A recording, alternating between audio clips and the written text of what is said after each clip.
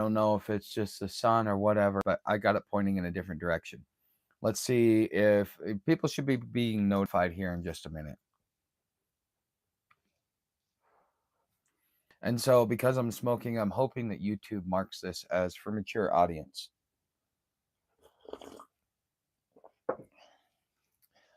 Because here, feelings aren't facts. Wow. Sometimes I get to see this is. Okay. Well, we'll see if people start popping in here in just a second, or if I can no longer. Okay, good. All right, we got Joanna in here. That's good to see.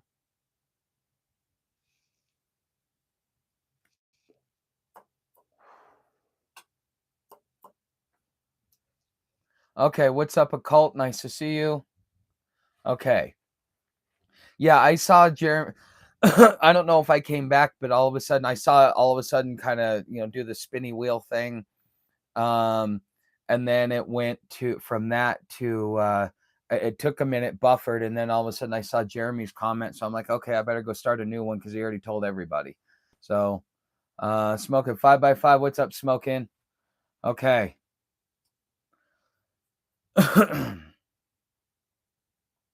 All right, just giving you guys a minute to get in here. It's Prepper's fault. Yeah, generally is. He's always the one to blame. I mean, but anyways, so the reason why I wanted to have this talk about being a rebel and living the rebel life, or what it means to be a rebel, is because I think so many people have connotations that being a rebel means being in an armed rebellion. And that's just one type of rebellion.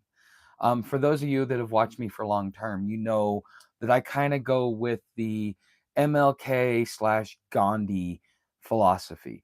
And this was shaped by Glenn Beck, because he reminded everybody. It's like, look, if you get militant, if you give the reason for the government to bring tanks down Main Street, then at that point in time you've lost your country. There is a peaceful way to do it, and then there is a non-peaceful way to do it. Okay. And if you follow the peaceful route, then you will keep your country together. I may be considered anti-government because I don't drink the Kool-Aid and trust one party over the other. But I am an American and a patriotic American in the sense that I love my country and its core foundation and its core principles upon which it was founded. As the posterity of our ancestors, we have the duty and obligation to hold our government accountable. We never trusted our government. That is the core foundation of being an American, which in a lot of ways in modern society would classify you as a rebel. You're an ideological rebel. You are more of a, this is not meant to be in any way aggressive, militant, or anything along those lines. Because if you get that message from me, then that means that my rhetoric is too strong. Okay. And here's where the experiment begins. And this is why I'm having this talk with you guys, because if anybody in this crowd thinks that I'm going that way, I want to snip that in the butt right now and make sure that we have a proper direction. Now, I know a lot of you that, especially those of you that have been following me for a while, it's a little bit different. You kind of know, I consider myself somewhat of a pacifist. I'm a pacifist for many reasons in those stories I've shared with you over time. Okay. But at the end of the day, I love my country enough to do what's necessary to bring it back, even though I know that it's unsavable. Okay. So throughout history, what happens when a government collapses? When you have a power vacuum and you have incompetent policy that destroys the economy, that destroys the trust, and destroys so much of the fabric of the society, to a point where you feel that the government itself is imploding. And when it's imploding, instead of turning, not is it only turning on everybody else, because that's what Donald Trump is doing by even by even putting tariffs on our enemies, or excuse me, on our friends. Okay, because as you decline, as you fall to the ground, as the Goliath falls from power, there are certain things that happen historically that we can count on happening no matter what.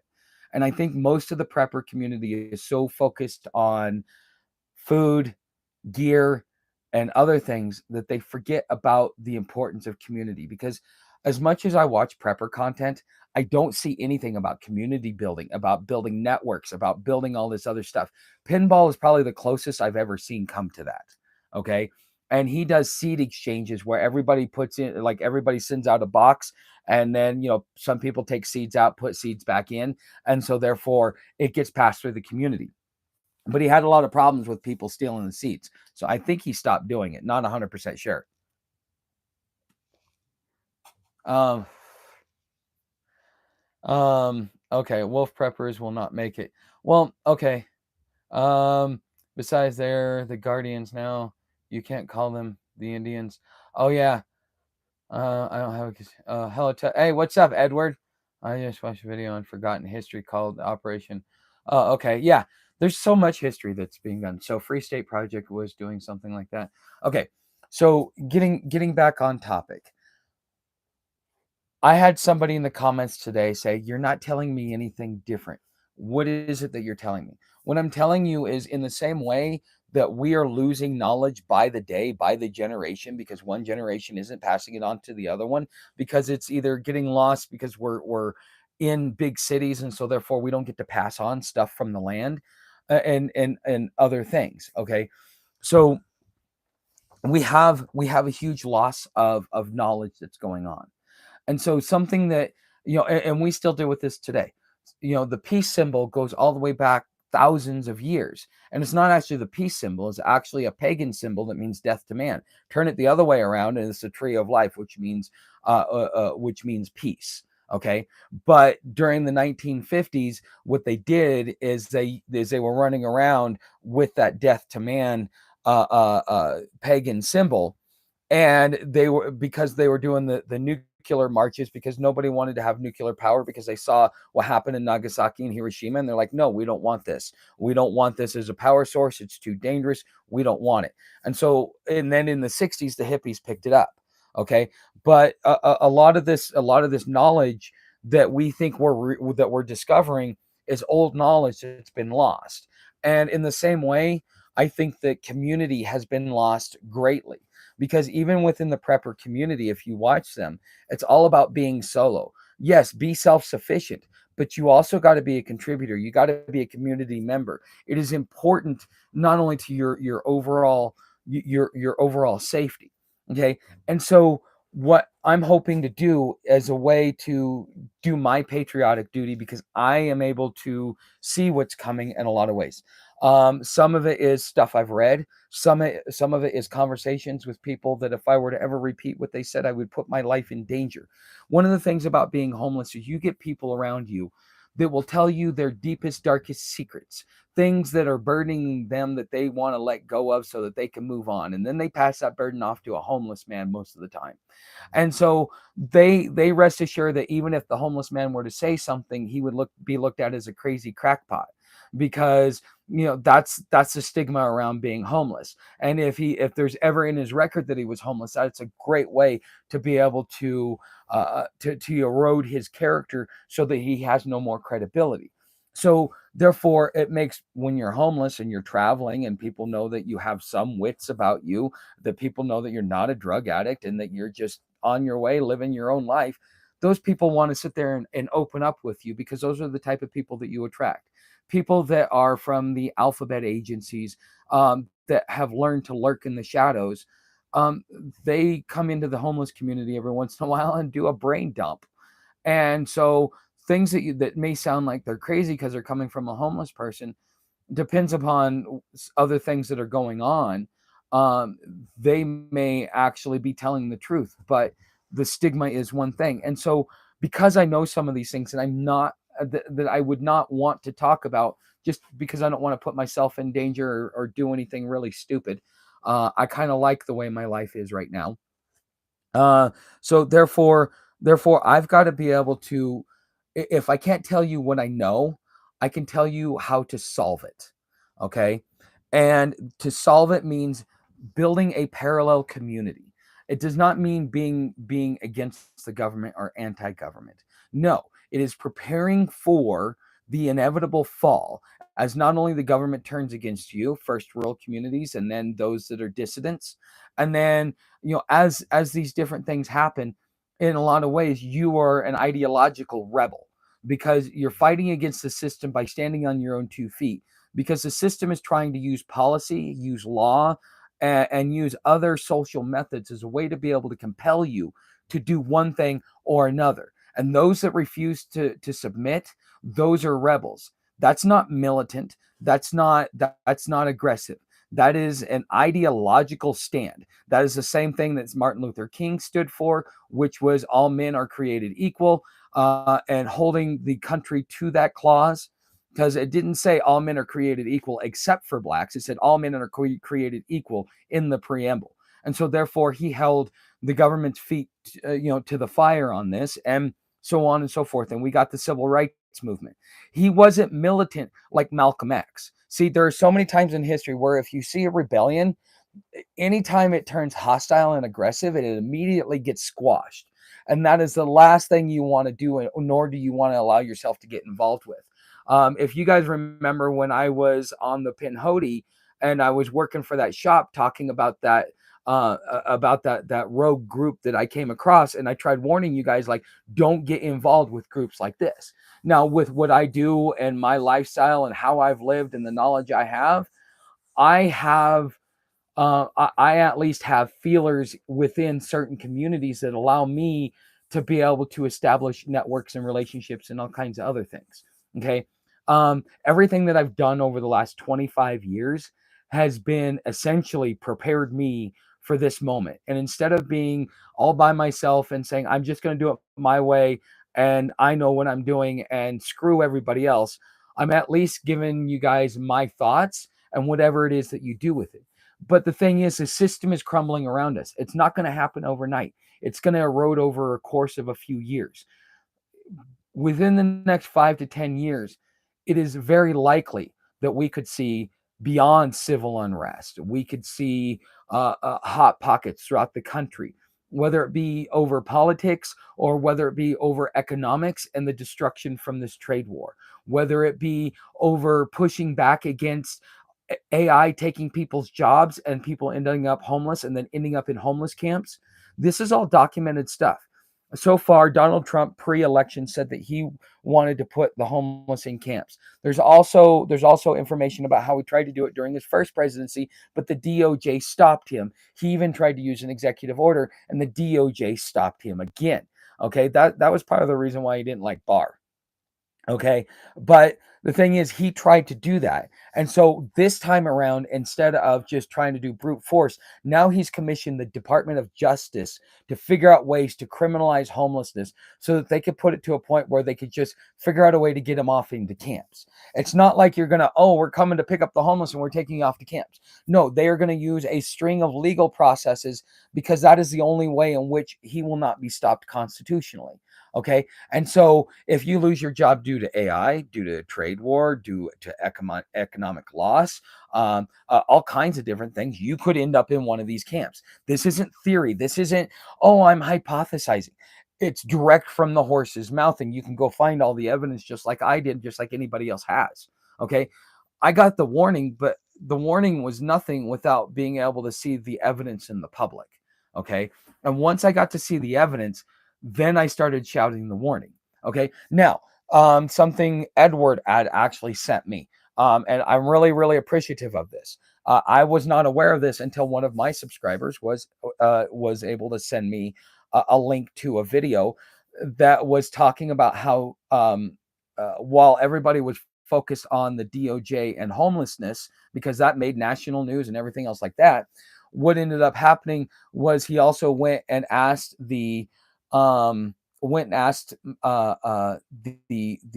DOJ to defense to figure out how to deploy troops within the United States.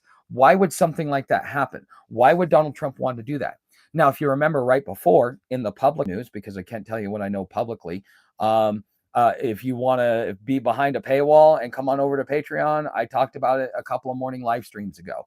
Okay. But I'm not going to talk about it here. But you remember that strip of land that was along the Texas border that it was U.S. territory? Um, what if they weren't welcome there? What if they weren't welcome there and Trump was given a warning through whatever channel he receives it, and he that was his inspiration to do it, not necessarily to turn it against the people, but because he's a strong man, he wants to assert authority. So it's not a conspiracy. He's not doing it because he wants to go against the American people.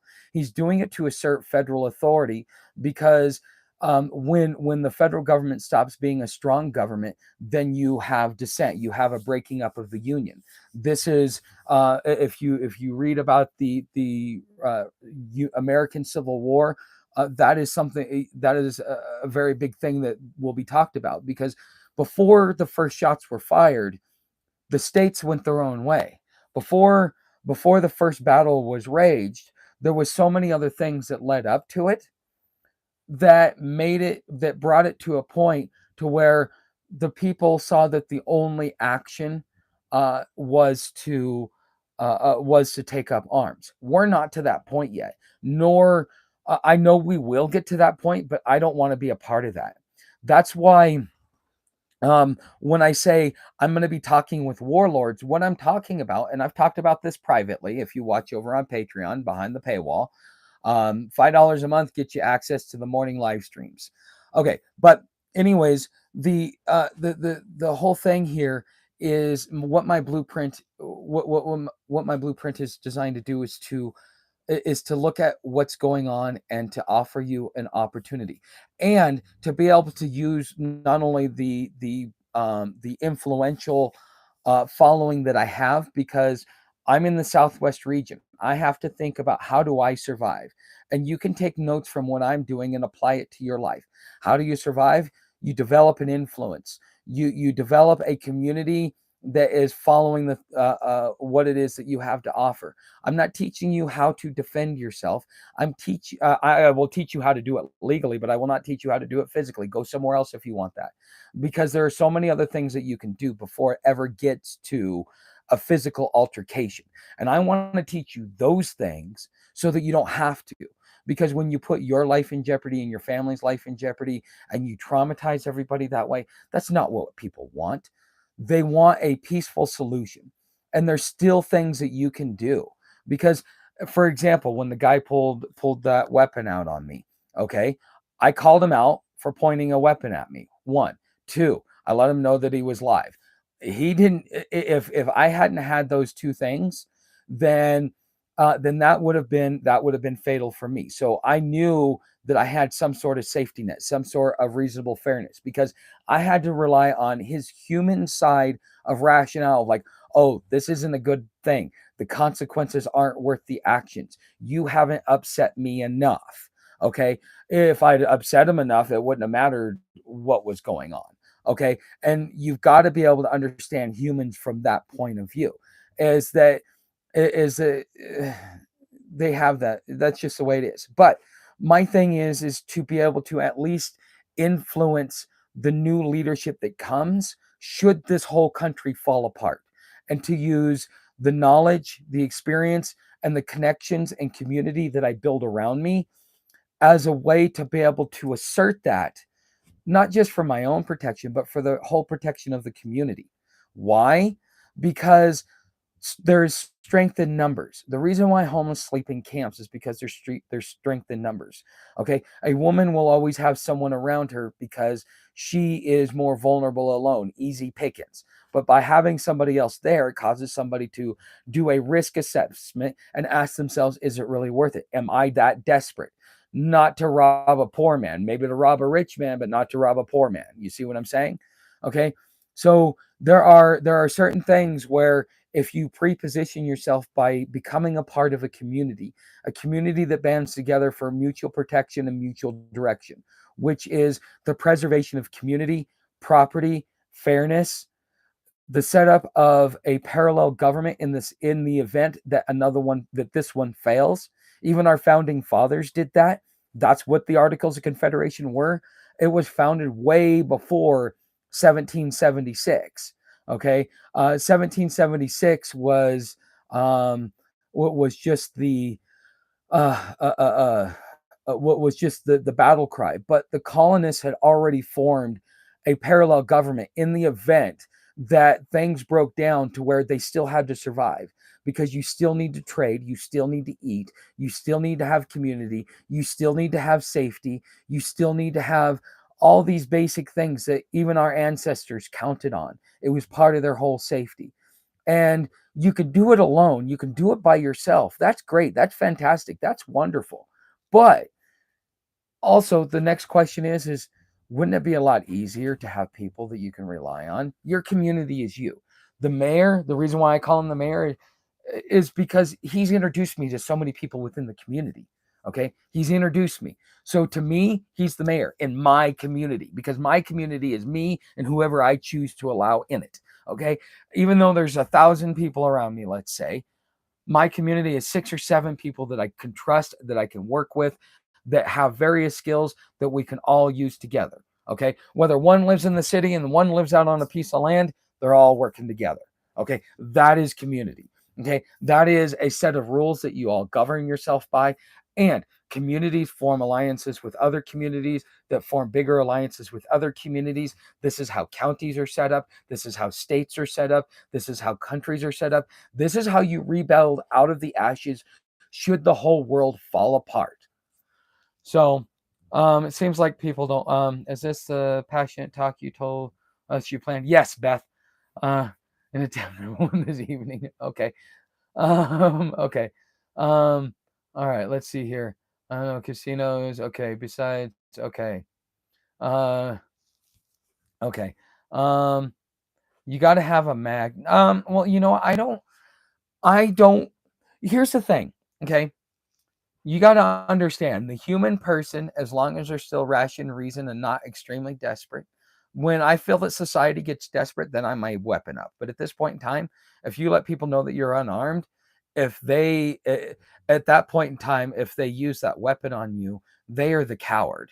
Okay. And there, whether society finds out about it or not, there are going to be consequences, because you're going to be carrying bad juju around with you with what you did, and you're going to pay that price. It may not be today, it may not be tomorrow, but you will pay that price. My old man even told me that. That's why I'm very conscious about the things that I do, because the things that I do have effects, and I don't want it to come back and bite me in the ass later on. But yeah. Anyways, okay. Safe woman. I plan to bind my body and tuck my hair up under my hat. Will that work? No, because you can tell just by a woman's body features whether she's a woman. I can tell when you're looking at a lady boy and not. Um, it's very rare that you can't, but if you study their body features enough, you can find the male features that are there. Um, part of it's the jawline, part of it's the Adam's apple, part of it's the shoulders, part of it's the way they walk. Um, Also, a nice tell is the hips. So, I mean, you'd have to be a literal stick figure and look very butch.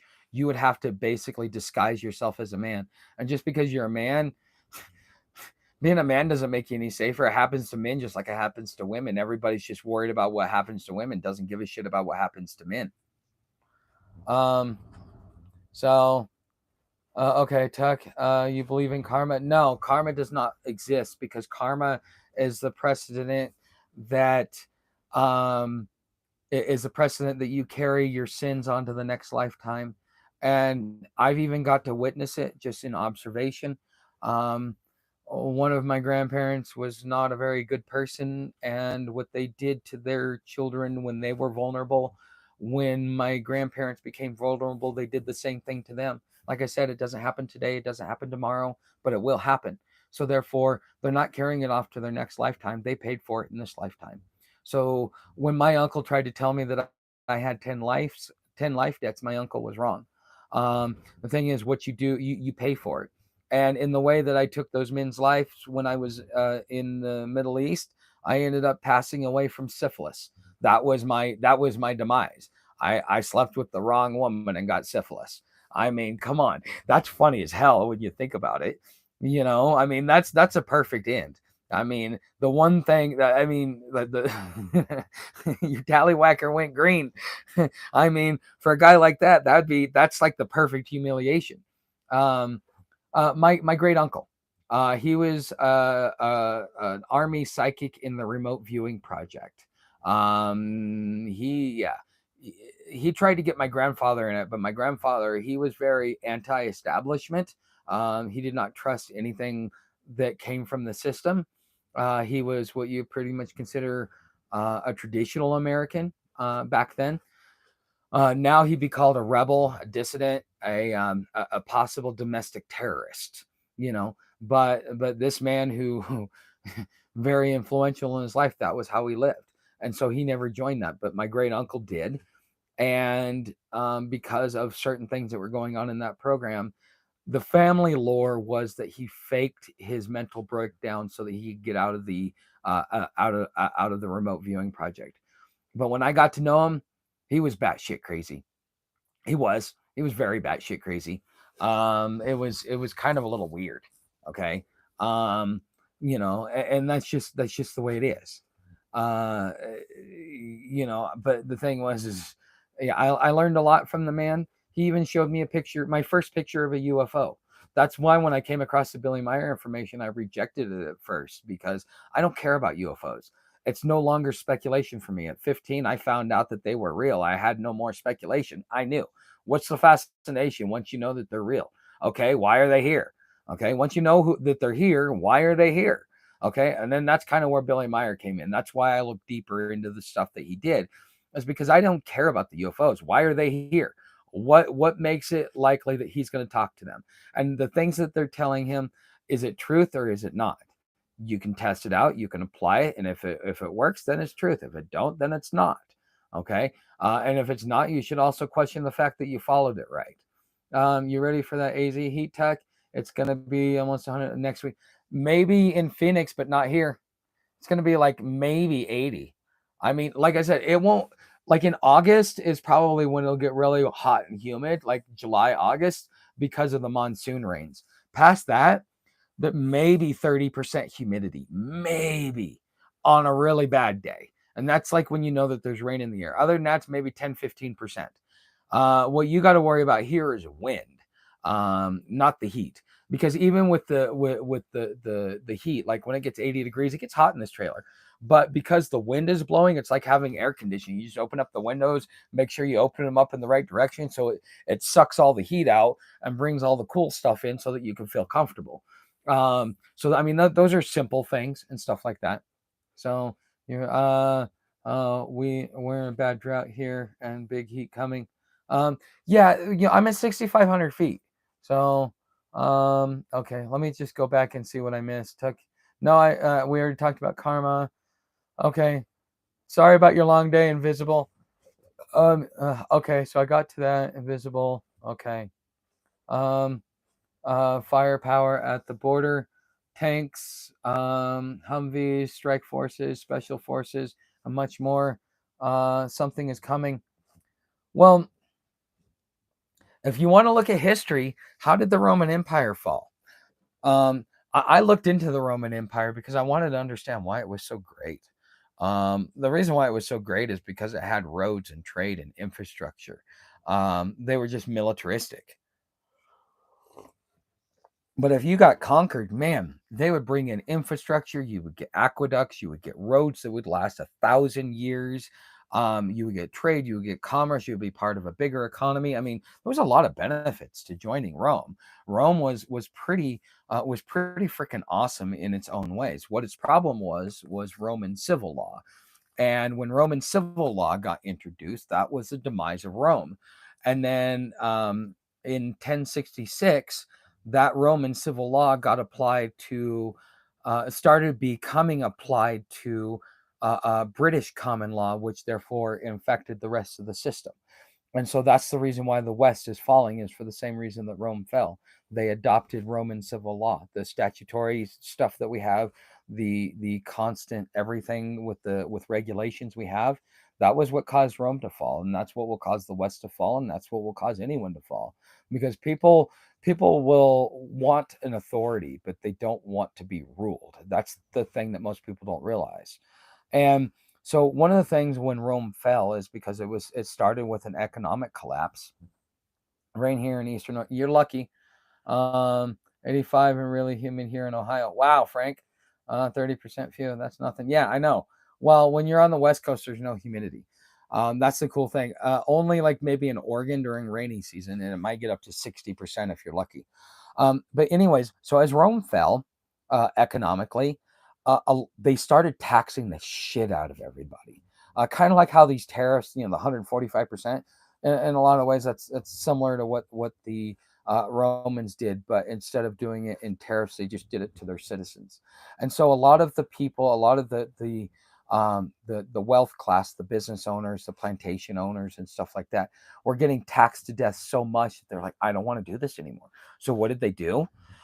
They started handing off their property and their business or whatever it is that they had. They would give it to their lead foreman or whoever was in charge of their plantation. Say, this is now yours. You now pay the taxes. I'm leaving Rome. But what the Roman government would do is it would hunt them down and bring them back, reestablish them on the land, and then force them to pay the taxes. Okay, so when the border wall first went up, this was the first warning I said. It's not to keep them out, it's to keep us in. They're telling us it's to keep them out, but it's really to keep us in. In the same way that they're using artificial intelligence as a way to monitor the illegal immigrants and dissidents. Okay, who are the dissidents? Anybody that does not drink the Kool-Aid, does not prove loyalty to the current regime. I mean, it's a digital dictatorship, and we're in the beginning stages of it. So therefore, again, this is why you build outside the system, because community. Adam Smith wrote it out best. Okay, which is commerce must be done. People want commerce. People will conduct commerce with or without government. They will just figure out a way to do it. And so, therefore, that requires community. That requires barter routes, trade routes. That requires a lot of stuff be set up, and infrastructure be set up for something like that. Not to be able to compete against the system, not to sit there and be a dissident, because this isn't dissonance. This is the fact that if the system fails, do you want your community to go on with without much of an interruption because you've already established the infrastructure, or do you want to be all of a sudden grasping at straws at the last minute trying to figure out how to do it? Okay, so which one would you want to be? I mean, really, that's what it boils down to.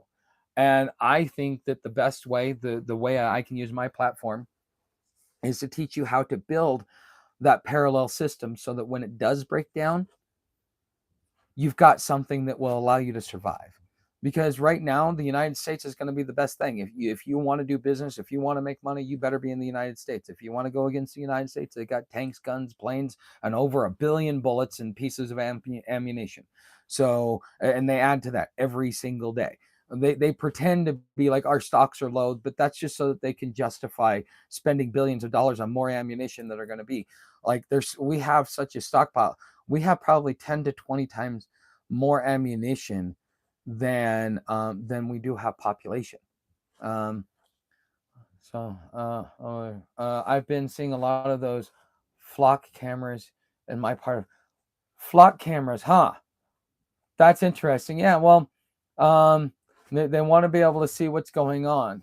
And if you can get a computer program to sift through the data faster than a building full of 1,000 people doing it, and be able to keep an eye on everything and flag what needs to be flagged, going through every piece of footage frame by frame. Um, Therefore, they can identify, know exactly what's going on, and basically, you've lost privacy unless you figure out how to get behind paywalls and things like that. Um, well, yeah, and then they do it under the the umbrella of we're trying to make things more efficient.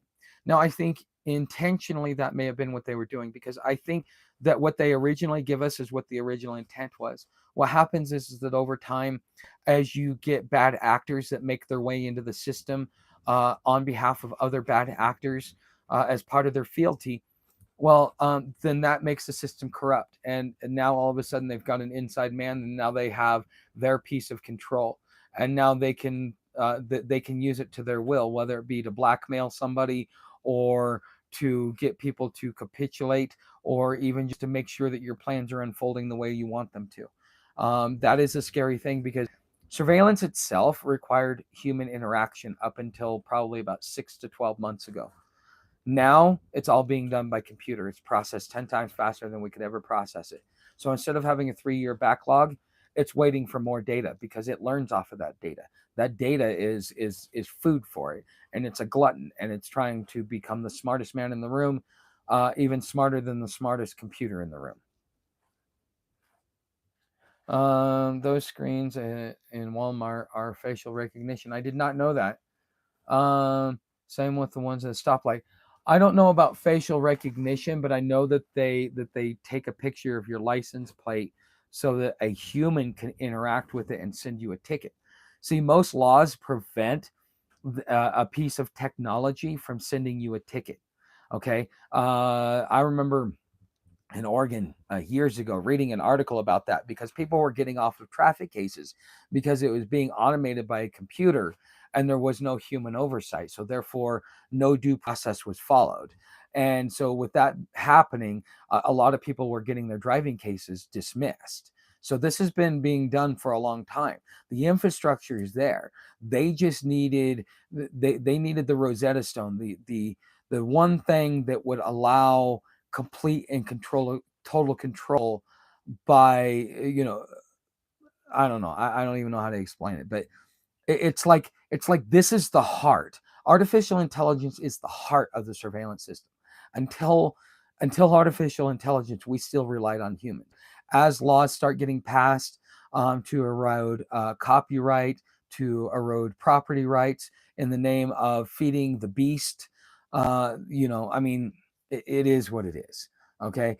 You're also there's so much that's going wrong with this. I don't even know where to begin. It's like all of a sudden I think about 50 things that are wrong with it. My brain just kind of like locks up and says, stop. And the thing is it's all out there. The writing's on the wall. It's not just one story. It's a string of stories that paint the picture. Okay. So just like life, you don't become who you are based upon one story. You become who you are based upon a combination of stories over a period of time that shape your thoughts, your actions, and who you are as a human being.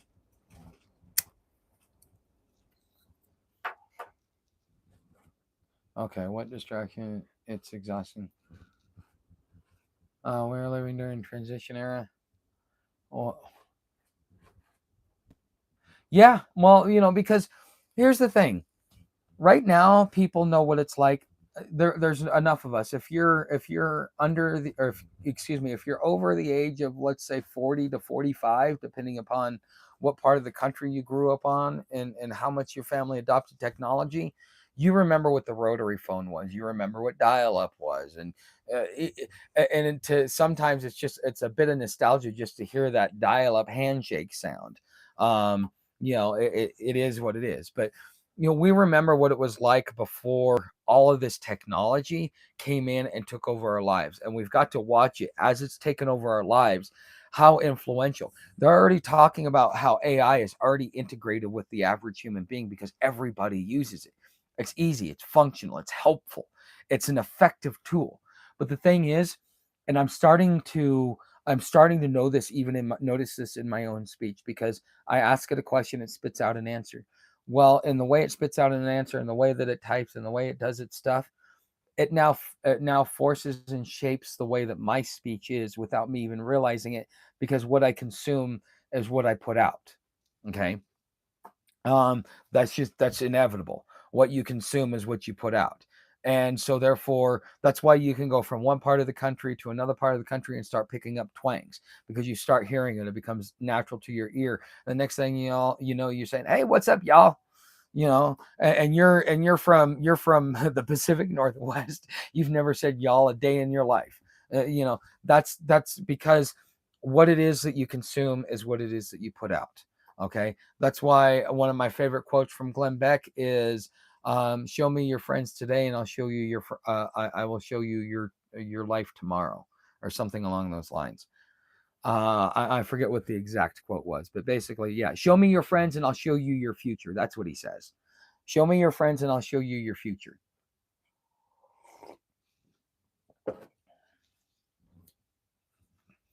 But people, that's the thing about show me your friends, show me your future. How are you interpreting it? Are you interpreting it like, well, I have a lot of money, so therefore your friends are broke, so you're going to be broke. But where are their riches? You may make a trade-off for money, but you have riches in other ways. That sounds like me. I remember partying pre-cell phone. It was great. Parents couldn't track us. Well, they could. They would call around the neighborhood and figure out who was where. Hey, is your kid home? No, they said they were going over here. And then finally, all the parents get together. Yeah. Well, that's if you had an active community. Most of the time, you were told when those street lights come on, you better get your butt home. You're not allowed in the house except for lunch. Once breakfast happens, you've got an hour to get your stuff ready. Get out the door. Don't come back till the street lights come on. You can come back for lunch, but that's like for 30 minutes, and you got to be out of the house. That's the way I was raised. How many females are in here? We need to know this stuff too. There's maybe 10 to 12% of my audience that is female. So let's that watches. So let's say maybe there's maybe 500 to 1,000 people that watch this, or assume that would be females that watch this. Most of them are lurkers, though. They're not open. That's the thing about females. Females aren't that open. There's some, the ones that are like really big, the ones that like, yeah, when you've got the women that like to really speak out and do community and introduce you to, those are the perfect women to get to know. I remember Captain Apana. Okay. We were forced to go to a store and buy face to face while buying tied up and dipped in. Okay, those were committed. They believed it. Wow. See, that's how much I have to censor myself. For those of you that were able to read Jeremy's full message, that's how much I have to censor myself on YouTube just to be able to get a view. Okay. Outside of my community, to be able to grow my community. So right now I am doing a hard push.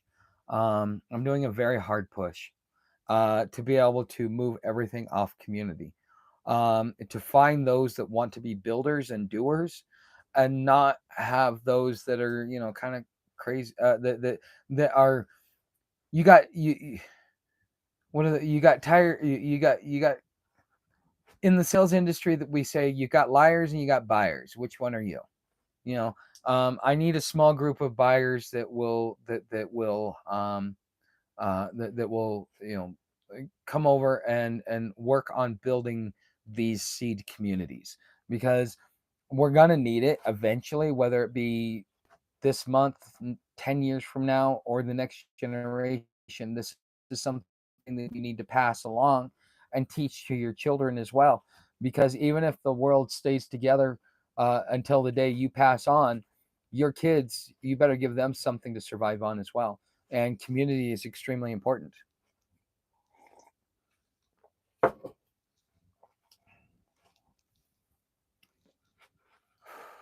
Honestly, this is probably the best legacy you could probably leave your kids, honestly. A foundation in which they can build from that doesn't require a transfer of wealth and government interference. Okay. Okay. Captain Apana is a female. Okay. We're all not lurkers. Okay. Uh, how many females? Okay. Um, Okay. Okay. I think I've answered all the questions. Why- Um. Yeah. Well. All right. Community is extremely important. Yes. Well, when the family got broken up was when community ceased to exist, and the foundation stopped being passed on from one generation to the next. I was lucky. My mom was very old school. She wanted to raise me like she was raised, to be seen and not heard. And but the thing is, the trade-off for that was I also got to see and observe community. When we would walk through neighborhoods, people would say hi, people would get to know you. um, I don't know how many people tell me, when you grow up you're going to be a president one day. So many old ladies used to say that to me. I think all the old ladies would say that to kids. Mm. But I got lucky to grow up in community, knowing your neighbors, knowing who's around you, everybody working together, and stuff like that. And so that part in America, especially for millennials and Gen Z, they've lost it. If the world were to fall apart, they have an online community, but they don't have a physical community that's around them that they can count on when everything goes dark. Okay. They don't have a community around them in the event. Like, dude, there's days where I just want to put down my phone and never touch it.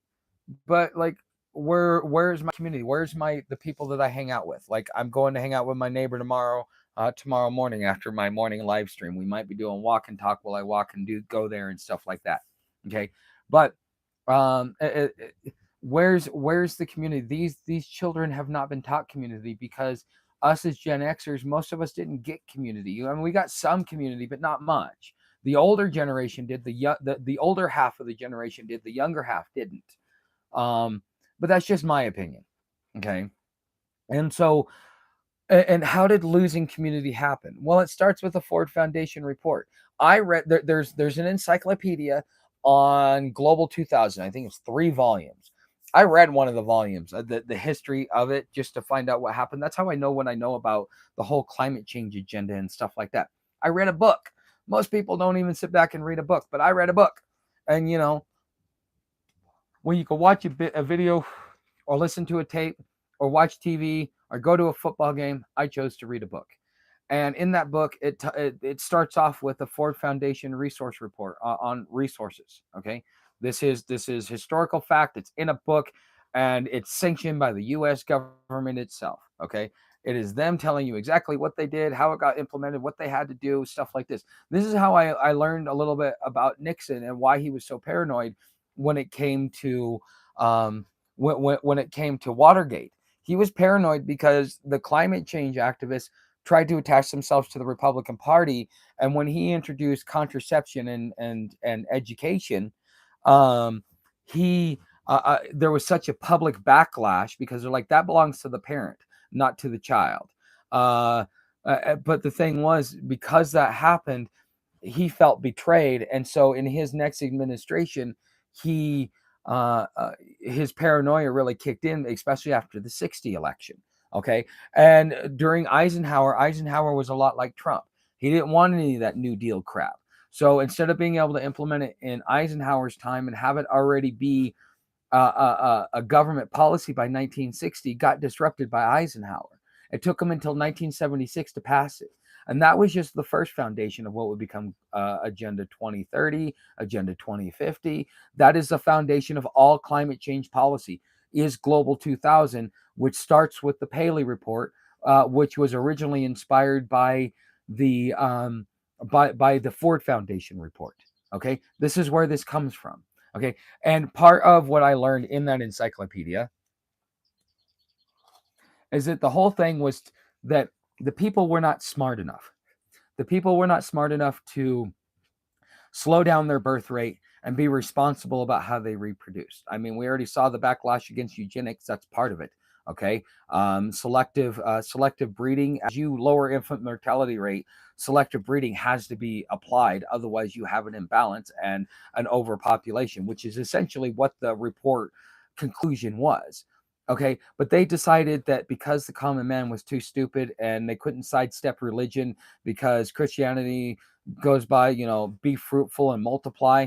And so then therefore they get backlash from the Christian community. So what they had to do is introduce it using government policy.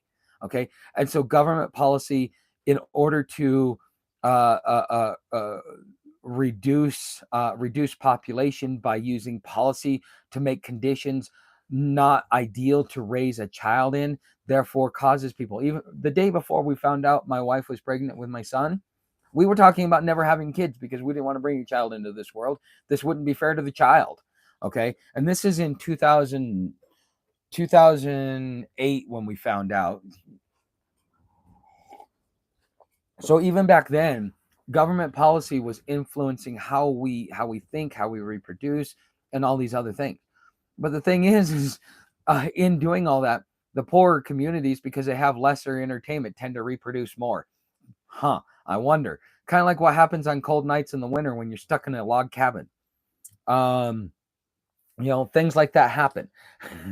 So in a lot of ways, it worked against it. So instead of getting a more intelligent population through policy, the unintended thing was that the idiots reproduced.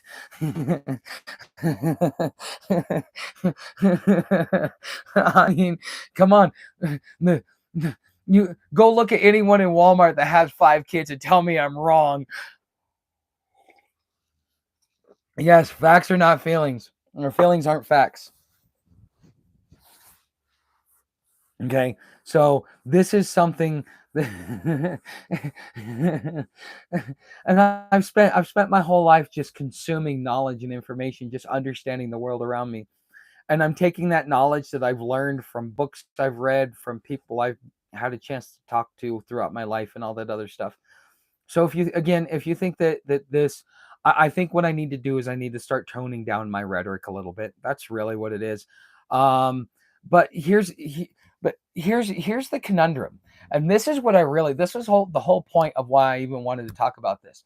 Not because of the the concerns that were raised to me by multiple members of the community, but also I looked at it much deeper, because most people look at it as superficial, like what Farm Girl. Oh, you're doing fear stuff. No, I'm not. I'm explaining the facts, and yeah, it may make some people afraid. It may give them a dopamine hit, but I'm not going out there to create fear and hysteria. The facts are the facts, and if you're going to get scared, well, that's on you. What I'm doing is giving you facts and information so that you actually have some actionable intelligence that you can work on. If you want to be afraid, well, that's on you. I can't be responsible for that. But on the surface, people would say, well, that's what you're doing. And it's like, no, that's not what I'm doing. It may seem like that on the surface level, but here's what's really happening. Here's the nuts and bolts of what I've really learned, and why all of a sudden my videos are taking off. I'm probably going to end up getting an average of about 2,000 views per video. It's the thing is, and this is what we hear about children in social media. And this is what we've discovered since at least 2010. We understood the psychological effects, the dopamine. Okay, well, what you think just because they're children, they're susceptible, and we're adults and we're immune to it? No, we're not. We're more susceptible than children because they can build up natural defenses. We've already built up our defenses, and the current generation of advertising is meant to get around our defenses, not theirs. Okay, think about it that way, because each generation learns to tune out advertising because of the next generation. So, for example, when we started with in the 1960s, it was go tell your mom you wanted to buy something, and so therefore your mom would go and buy you something. Well, the thing is, the next generation was already, that generation, because they knew that that's how they got things, they were already hip to it. So when their kids came to them and said da da da da, the parents said no because they were already hip to it. And then the kid starts turning it out because the kid already knows that the answer is no. And so now, in order to get to that kid, you have to do a new form of advertising. If you've noticed, my favorite commercial as of recently, especially on YouTube, is the Walton Goggins goggle/glasses. Okay, it's by GoDaddy, and they're always known for having good commercials. Okay, but like I watch that one all the way through every time because it's entertaining. It doesn't matter how many times I watch it. because for me, that's already circumvent everything else, because I was, click through ads. I was, in all the other ways that they used to do it back in the late 90s, early 2000s, when technology first came out. I built up defenses around that, but I didn't build up defenses around the new system. So you got to realize that advertising is, they really want the parents' money. When they first started out, in order to get the parents' money, they had to go through the child. Now they realize they don't have to go through the child, they got to go directly through the parent. But they have to circumvent what the parents' defenses are from the last generation of advertising to be able to advertise to them now. So what this has done is curated basically something equal to the opium wars in China in the 1900s. Okay, first with Britain and then with America. Okay, so they got a whole population hooked on it, so that when they showed up with their gunboats and opium, the people would capitulate, because they were more interested in their in satisfying their primal desire, instead of, God, I gotta filter myself a lot. I can cuss, but I can't say certain words. That's what's fucked up. Okay.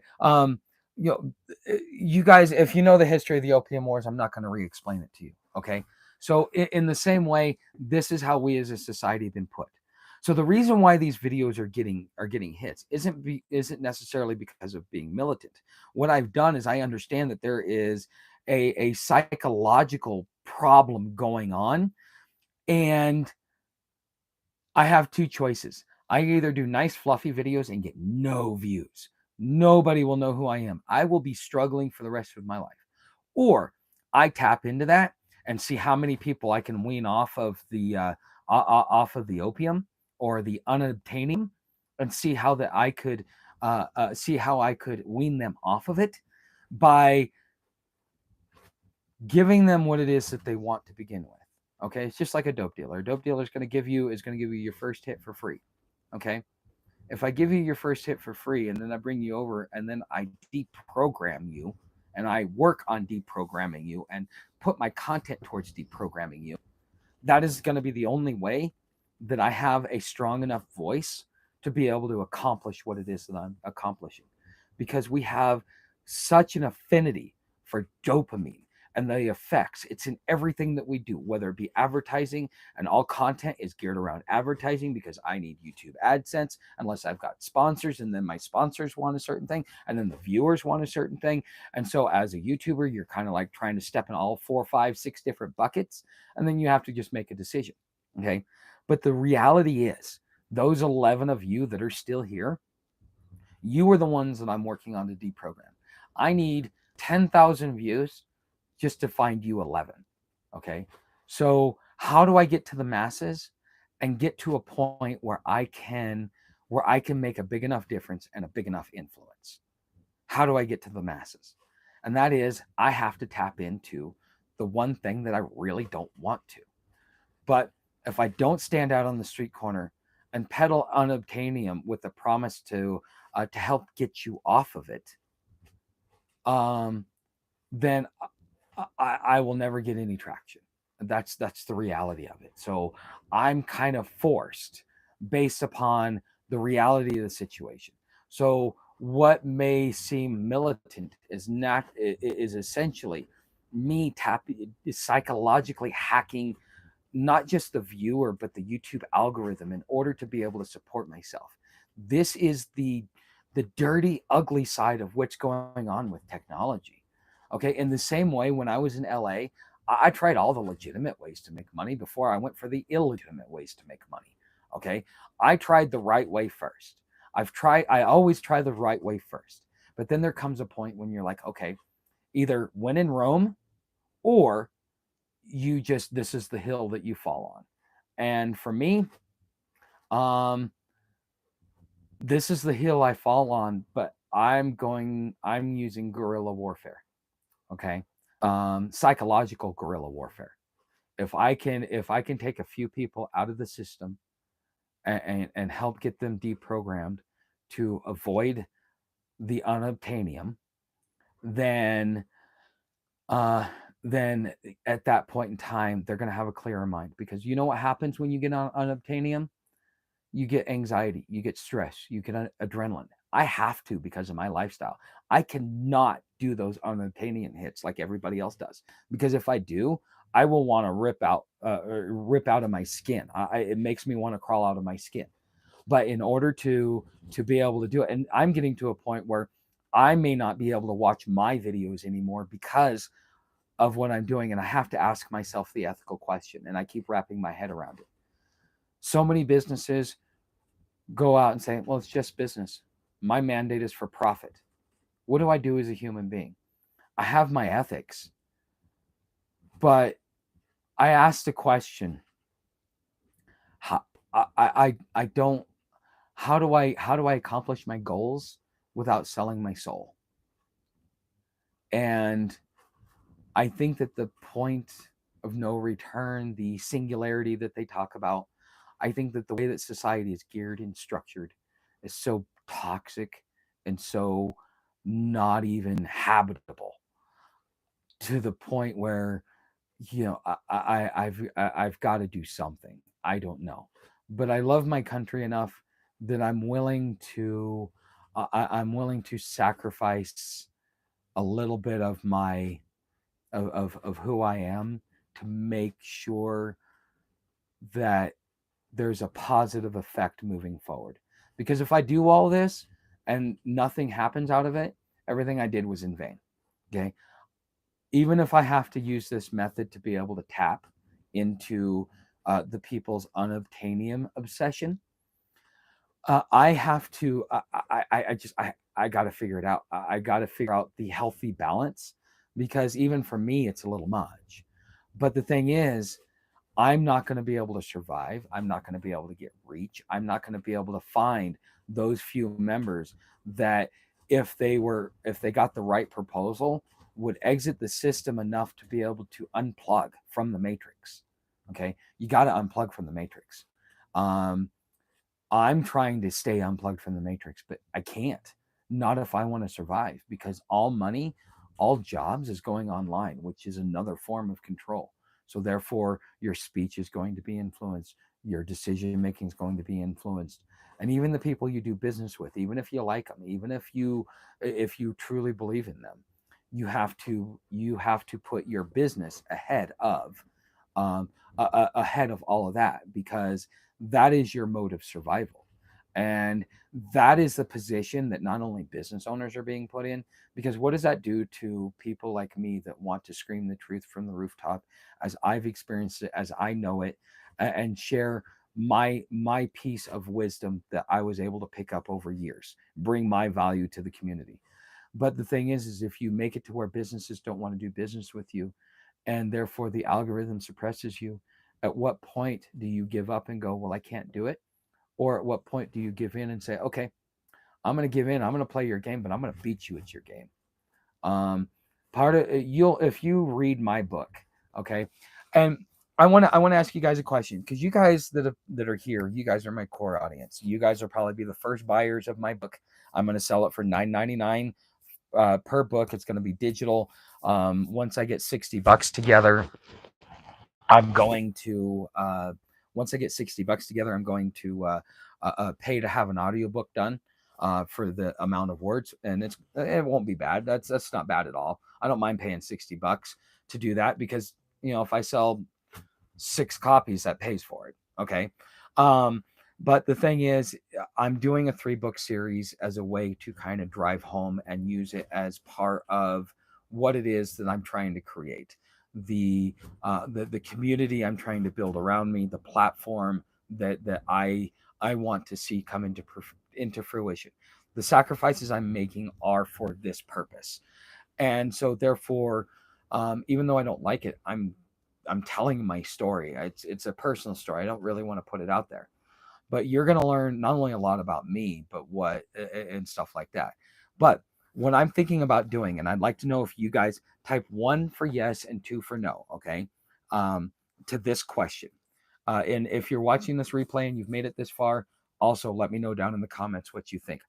I'm thinking of doing either a $5 or $10 membership, where because it's going to probably take me 60 to 90 days to put this together. Okay. To put together each book, even using artificial intelligence, because it's really not that good. ChatGPT is helping me, but I'm having to do so much more. Plus, once I get the final document, I'm gonna have to add a lot more and make some corrections that just weren't worth having it do another output for. Okay, but for about $5 or $10 a month, it's just going to be a special membership over on Patreon for those of you that want to kind of get an early release to the book, and for those of you that are part of that, you will also get the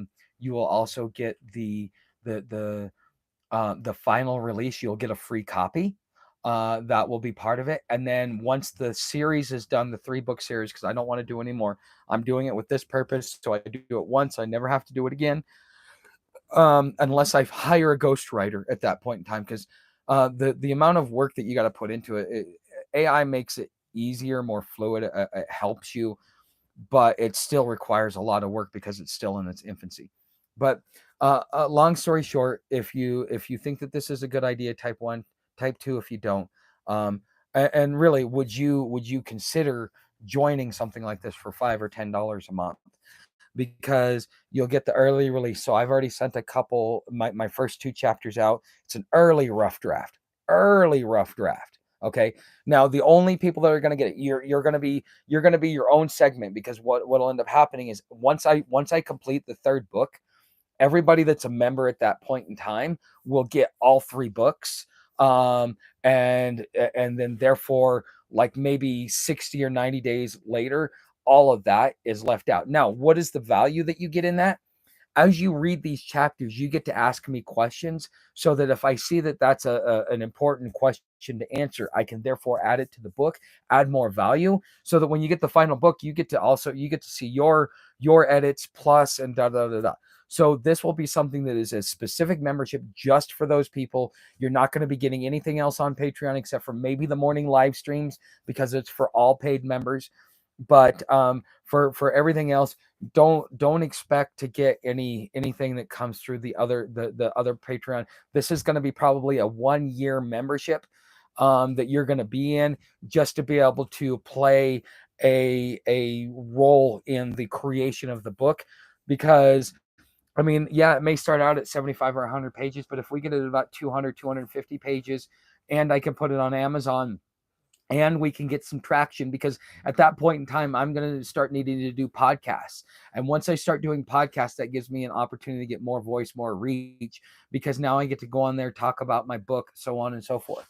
So these are going to be, this is a long-term plan to be able to use it and market it like an author. I'm sharing my experience of how I survived homelessness without dealing with major mental health issues, drug addiction, and I still had lots of successes and lots of life lessons for people that see themselves as, if they go homeless, they would never develop an addiction or anything else like that. They don't have the major mental health issues.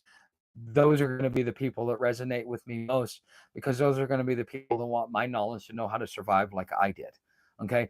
And so that's what this first book is. The second book is going to be talking about homesteading and kind of what I'm learning in homesteading, and just kind of like how that translates from homelessness to being homesteading.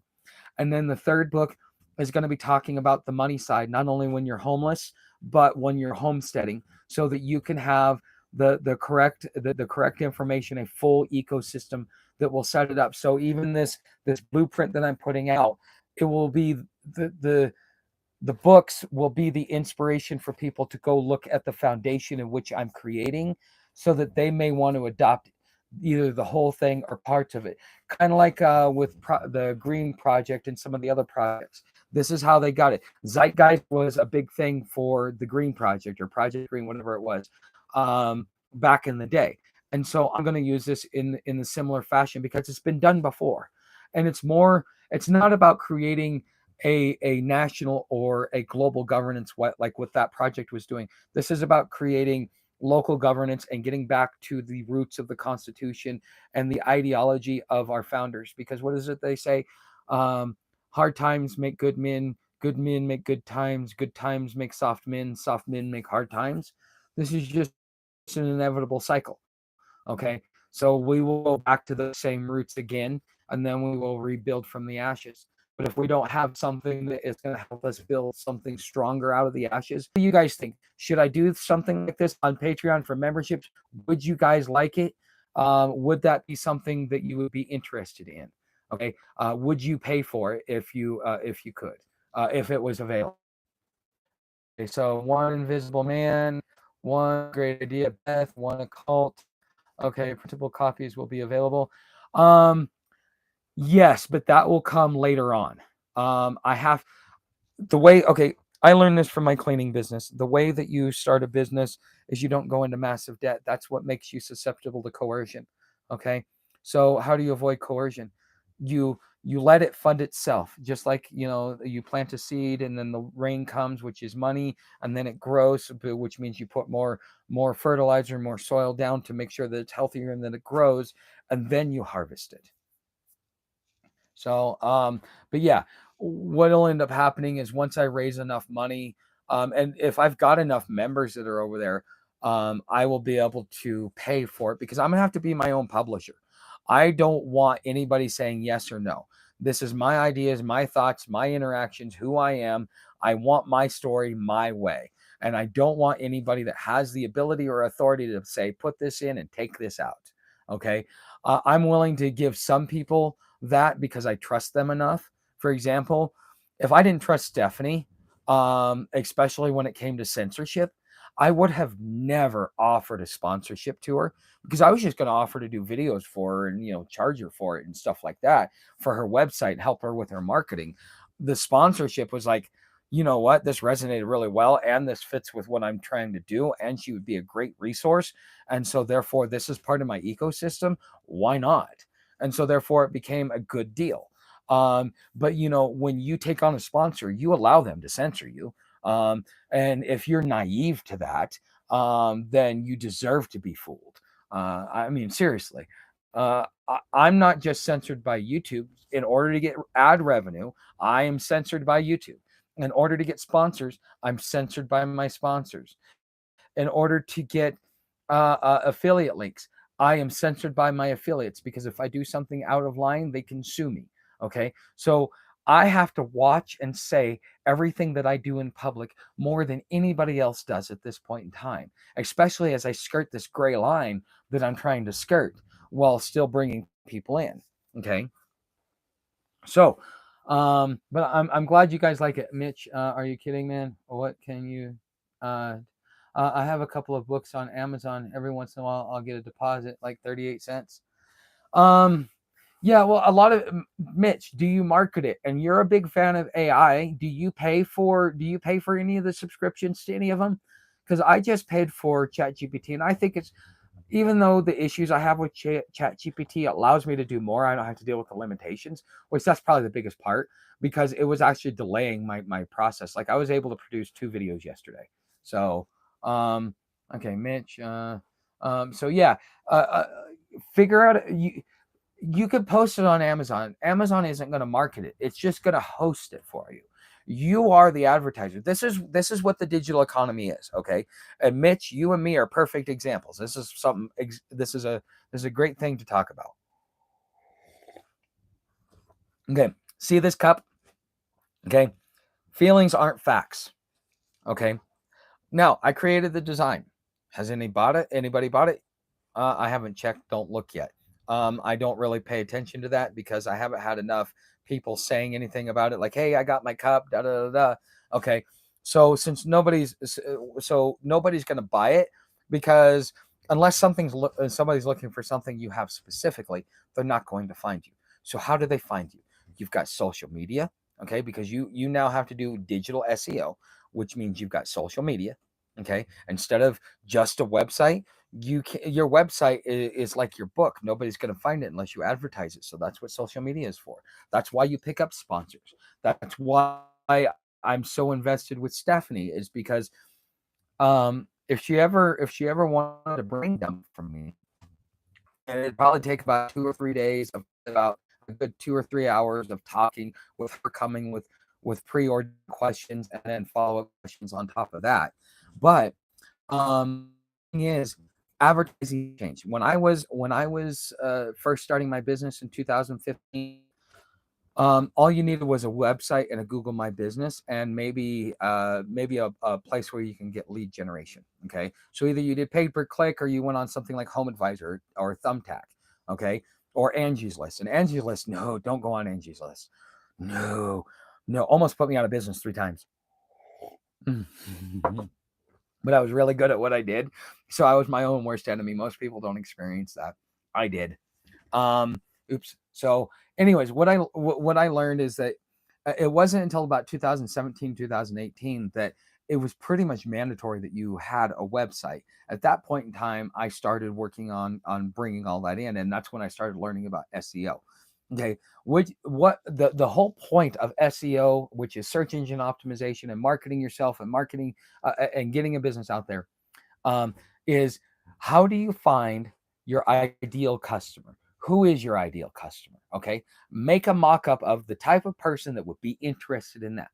And then the content that you create. Okay. Because nobody's just going to find it.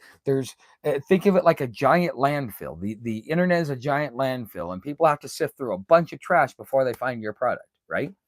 All right. So you've got to be able to have that little flag that sticks to the landfill that says, hey, I'm over here. That's what social media is. That's what website is. That's what advertising campaigns are. Okay. That's what Google My Business is. All right. So back then, you just needed a website, Google My Business. Well, come 2020, I see the writing on the wall. More and more people are going to be working from home. I start offering things to businesses, but they're not hip to it because everybody thinks, yeah, you know, 2 weeks to flatten the curve, which, yeah, turned into like 8 months for me. But the thing is, advertising changed. Everybody shifted to social media. People had more free time because they weren't commuting back and forth to work because they were working from home, which meant that they had more time to consume social media, which meant that there was more opportunities to advertise to people instead of on the car radio or on the television, because unless you're using social media on television and or you're over the age of 50, you probably don't even own a television anymore. There's no need for a television. You can do it on a laptop screen, you can do it on a tablet, and it costs less and is multifunctional. It's not just a one use thing. Okay. And so therefore, the way that people consume content and the way that you reach your market and the way that you reach your audience has changed. It used to be you would put yourself in the yellow pages. I remember my first business sitting back with yellow pages, and there was another one. It's yeah, the yellowpages.com, working with them, and working with those organizations, because back then that's how people found you. If you were in the phone book and you paid to be high enough in the front, because people would usually like flip to 3 or 4 pages in, and then they would start doing that, going through the list and seeing who's who, because you call, nobody picks up, you call, nobody picks up. I mean, voicemail and the way that people return calls, you wouldn't get a call back for 2-3 days sometimes, because phone communication and communication wasn't instant back then. Okay. So since it wasn't instant, you just went through the phone book, and the first person to pick up generally got the business. Okay, so you wanted to be as close to the front in the phone book. Well, then that changed to you want your Google My Business listing. The more reviews and the more positive reviews you have, the higher in the rotation you are, the more often people see you, the more often you get calls.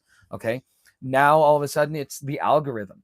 But now the algorithm has become a form of control, because they've got large corporations that are still trying to get money from banks that are, even though it's not public policy, it's still private policy, that they're enforcing ESG. So now these banks, in order to be able to continue getting it, now they have to censor what it is that they're doing. They have to worry about politics. They got to worry about all kinds of things. Look at what happened with Bud Light and Dylan Mulvaney. Okay, so this is how advertising has changed. So what you need to do is maybe do, like, depend upon, like, is your audience younger or older? If your audience is older, they're going to do horizontal. If they're younger, they're going to do vertical. Okay. That's where you find your audience. I've started picking up a younger audience because I do more shorts now. Okay. And that's the type of audience that I really would like to get to, the ones that are going to be the founders of the new leaf, should the world crumble and fall apart. Okay.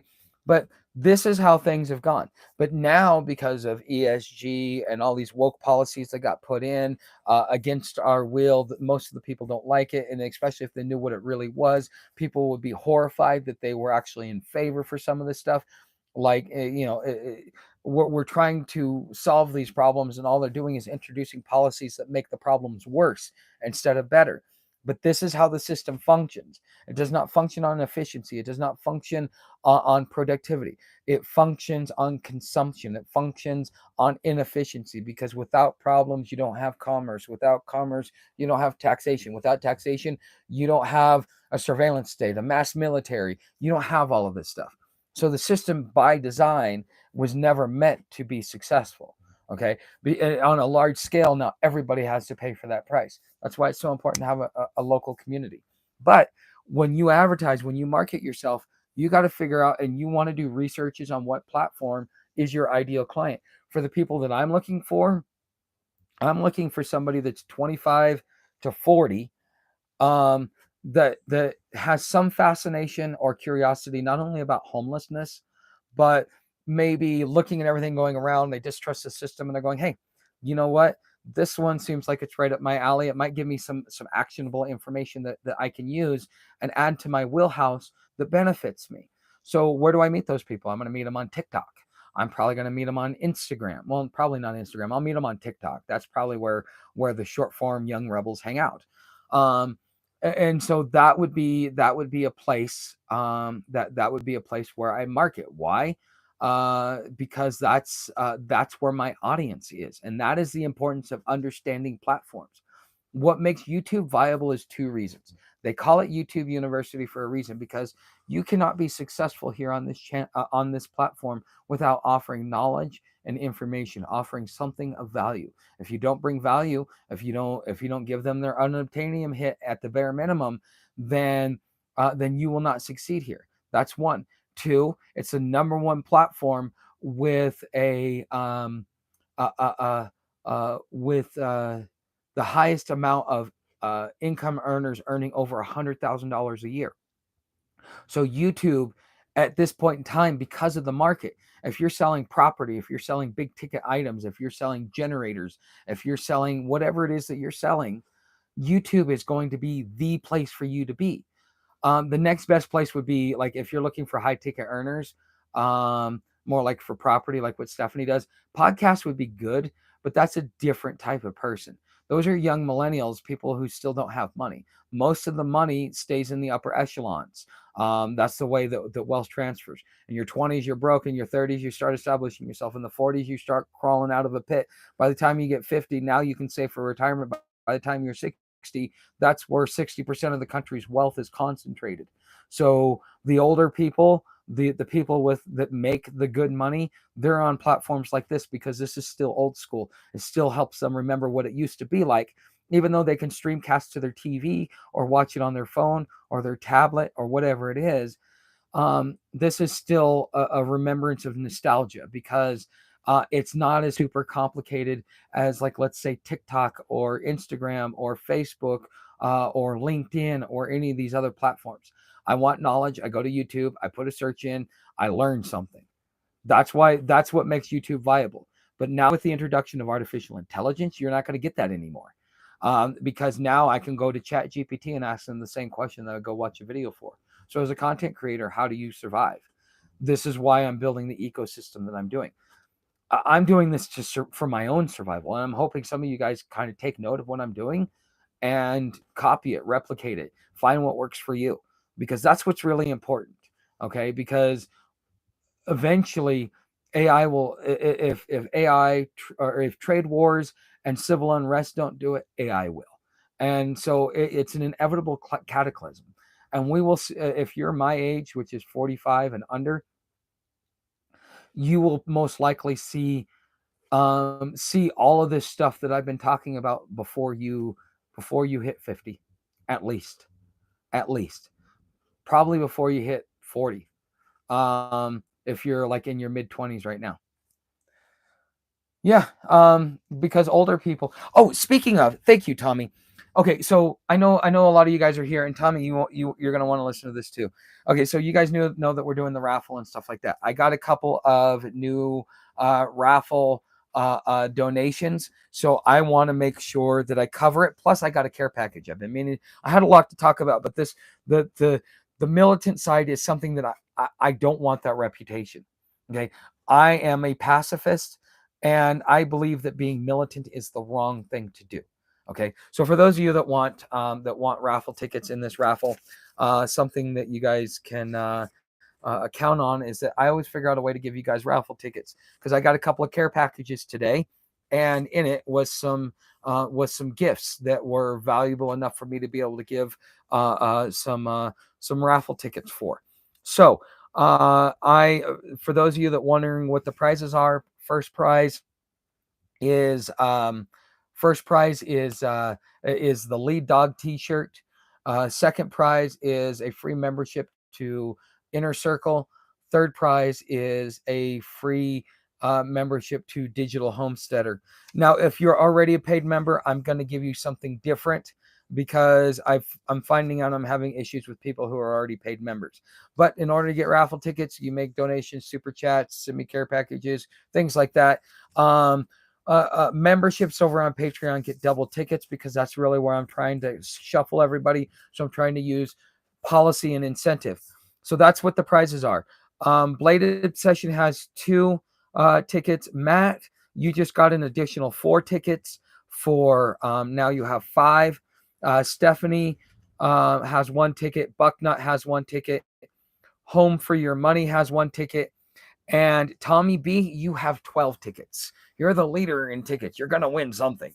So I don't know if you're over on I don't know if you're over on Patreon, but if you are, so let me show you some of the things that I got. Some things I'm not going to show on camera, but I want to show my seeds because I don't think I need seeds for a minute.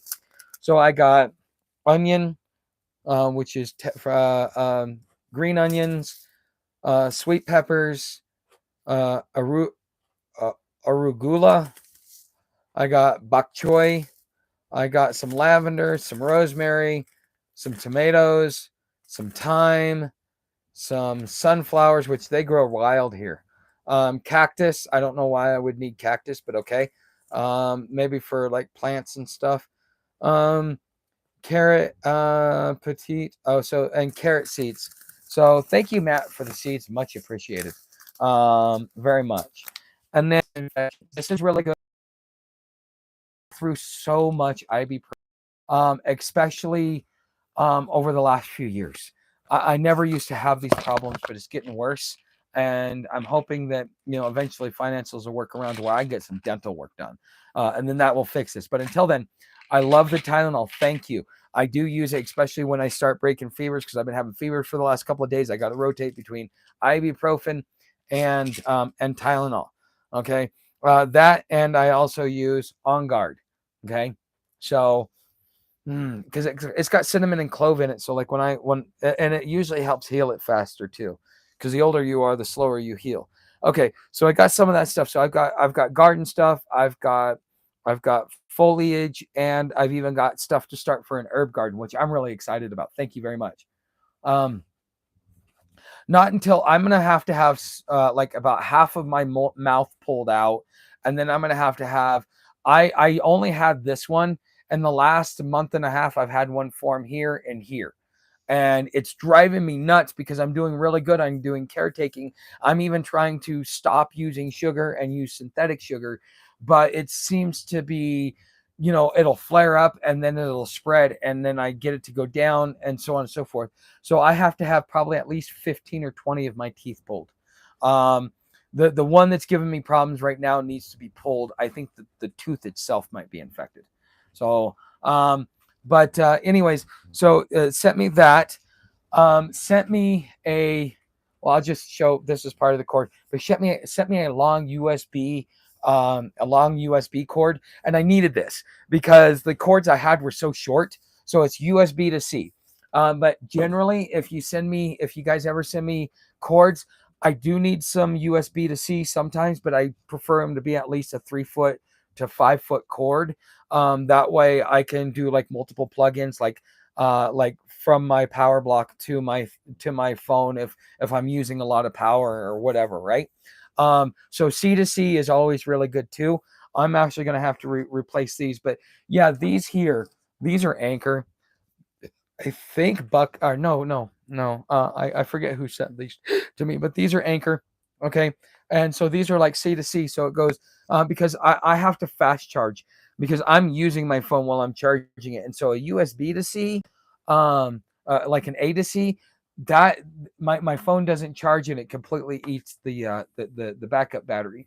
Whereas if I do C to C, it does a cleaner transfer of power. I use less of the block and it fills up my phone quicker. That's why I like that. Okay. I'm thinking these are blades probably for like Windows scraping or something along those lines.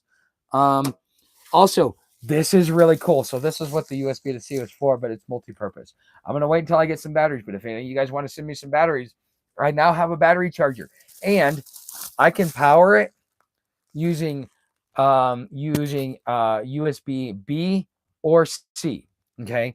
So and it's nice. It really is. I really appreciate it. But until I get some batteries to charge, that is going to stick off to the side. Also, um, also I got another charge controller.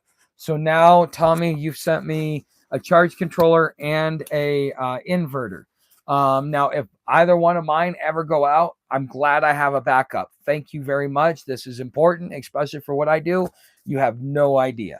Well, you probably have some idea, but for me, it's important that I have backups to certain pieces of hardware. And so, for me to remain in the digital realm, I mean, if I had a choice between a job here or if I had the choice is do I go with or do I go without? And the way that I make my money is that I can't make money unless I'm in the digital realm because basic brick and mortar jobs are going away and there's too much competition for them.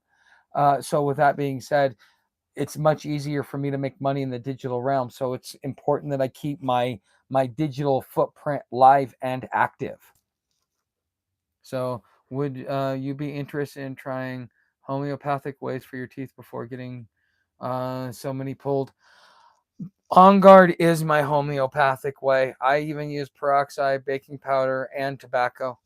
Well, no, not baking powder or baking soda. Just peroxide, uh, tobacco, On Guard, stuff like that. So I do use stuff. Okay. So, but anyways, um, let's see here. I think I know I got some other things. Yes, he sent me some candy and some other things, but I kind of already melted them in. Otherwise, yeah. Anyways, with that being said, guys, I'm giving a 2-minute warning. We've been going an hour and a half. And I know I'm surprised a lot of you guys have stuck around, but I do appreciate it that you guys have stuck around this long. Yes, yes, I understand. I do think I have a good digital presence, but the thing is, the system needs you to be docile and complacent. Why? Because the number one priority of government and the system that governs you is that it has to keep order and peace. And it's easier to keep you ignorant to keep you in order than it is to allow you to gain knowledge and realize that they really have no real control over you if you understand who you are and what your rights are. What's up, Cherokee? Oh, Cherokee's back. Okay, he came back in. Okay, the orange thing in the Dharma safe, if you need it to take splinters out, they are good.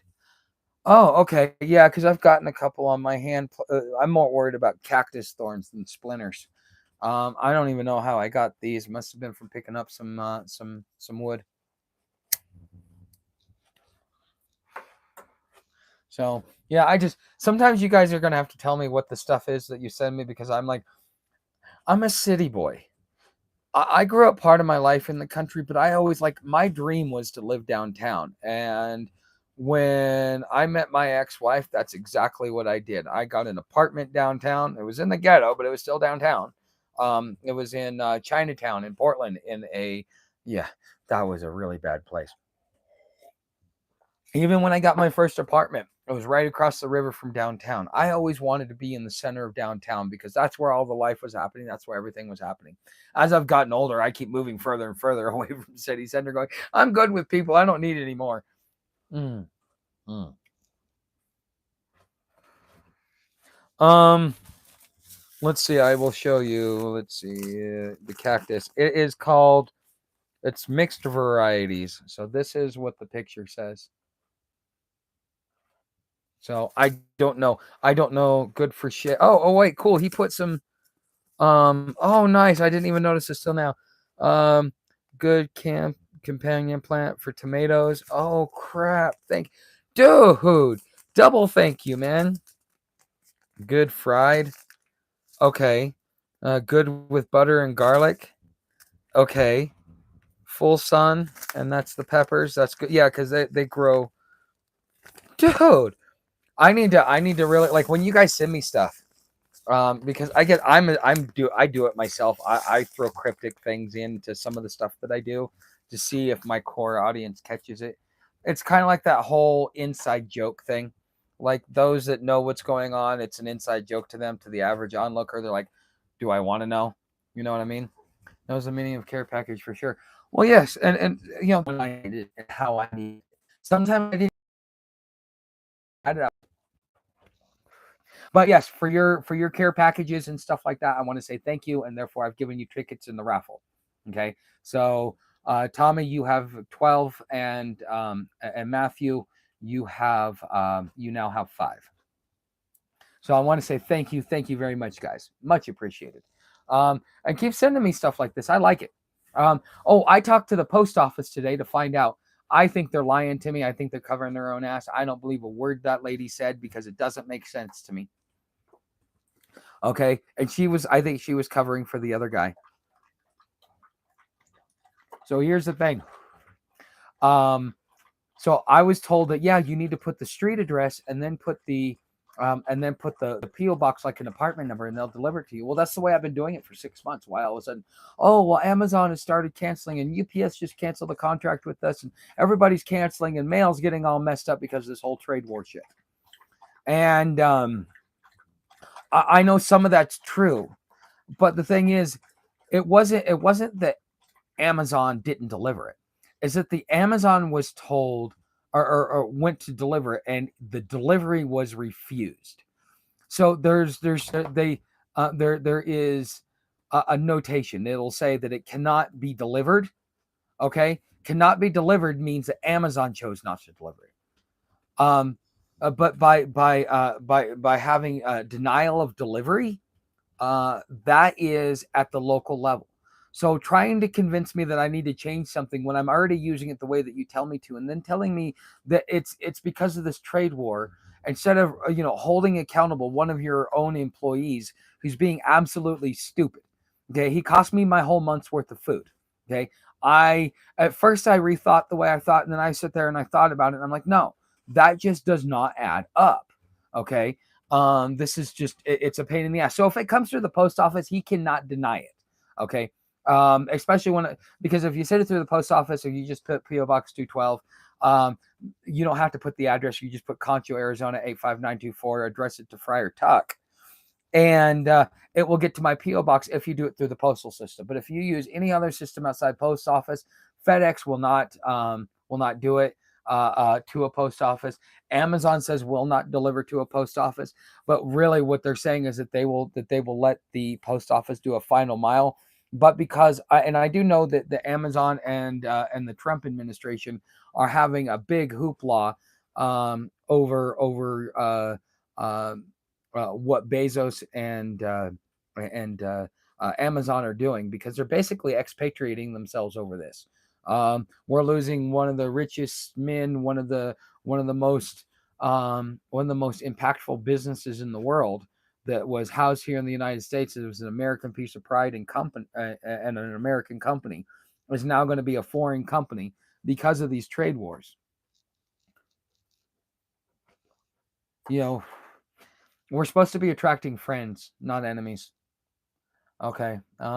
Connection breaking up now. Well, if mail gets it lost, it better be the bills. Yeah, that's what I'm saying. Okay, guys, we are at the end here. I want to say thank you for being here. I will see you tomorrow, same bat time, same bat channel.